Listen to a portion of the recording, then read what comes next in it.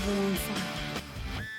ದರ್ಶನ್ ಭೇಟಿಗೋಸ್ಕರವಾಗಿ ಇನ್ನೊಂದು ಕಡೆ ಬಳ್ಳಾರಿ ಜೈಲಿಗೆ ವಿಜಯಲಕ್ಷ್ಮಿ ಅವರು ಬಂದಿದ್ದಾರೆ. ಕೈಯಲ್ಲಿ 2 ಬ್ಯಾಗ್ಗಳನ್ನು ಹಿಡ್ಕೊಂಡು ಬಂದಿದ್ದರು ದರ್ಶನ್ ಪತ್ನಿ ವಿಜಯಲಕ್ಷ್ಮಿ. ಜೊತೆಗೆ ಸಹೋದರ ದಿನಕರ್ ತೂಗುದೀಪ್ ಅವರು ಕೂಡ ಬಂದಿದ್ದಾರೆ. ಬಿಳಿ ಟಿ ಶರ್ಟ್ ಮತ್ತು ಜೀನ್ಸ್ ಪ್ಯಾಂಟ್ ಹಾಕೊಂಡಿದ್ದರು ದರ್ಶನ್. ಬಳ್ಳಾರಿ ಜೈಲಲ್ಲಿ ಸ್ವಲ್ಪ ಬಳಲದಂತೆ ಕಾಣ್ತಾ ಇದ್ದಾರೆ ಆರೋಪಿ ದರ್ಶನ್. ನಮಗೆ ಪರಪ್ಪನ ಅಗ್ರಹಾರದಲ್ಲಿ ನಮಗೆ ಲಭ್ಯವಾದಂಥ ಫೋಟೋಗೂ ಬಳ್ಳಾರಿ ಜೈಲಿರ್ತಕ್ಕಂಥ ದರ್ಶನ್ಗೂ ಸಾಕಷ್ಟು ವ್ಯತ್ಯಾಸಗಳು ಕಾಣ್ತವೆ ಅಂತ. ಸ್ವಲ್ಪ ಸಣ್ಣ ಆದಂತೆ ಕಾಣಿಸ್ತಾ ಇದ್ದಾರೆ. ಸ್ವಲ್ಪ ವೆಯ್ಟ್ ಲಾಸ್ ಆಗಿದ್ದಿರಬೇಕು ಆರೋಪಿ ದರ್ಶನ್.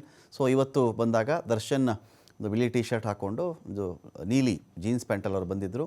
2 ಬ್ಯಾಗ್ಗಳನ್ನು ಅವರ ಪತ್ನಿ ಕೊಟ್ಬಿಟ್ಟು ಹೋಗಿದ್ದಾರೆ. ಎಂದಿನಂತೆಯೇ ಅದರ ಹಣ್ಣು ಸ್ವಲ್ಪ ಬಟ್ಟೆಗಳು ಏನೋ ಇದ್ದಿರಬೇಕು. ನಾವು ಪರಪ್ಪನ ಅಗ್ರಹಾರದ ದರ್ಶನ್ಗೂ ಬಳ್ಳಾರಿ ಜೈಲಿನ ದರ್ಶನ್ಗೂ ನಾವು ಕಂಪೇರ್ ಮಾಡಿ ನೋಡಿದಾಗ ಸ್ವಲ್ಪ ಬಳಲಿಕೆ ಇದ್ದಂತೆ ಕಾಣಿಸುತ್ತೆ ದರ್ಶನ್ ಅವರಲ್ಲಿ.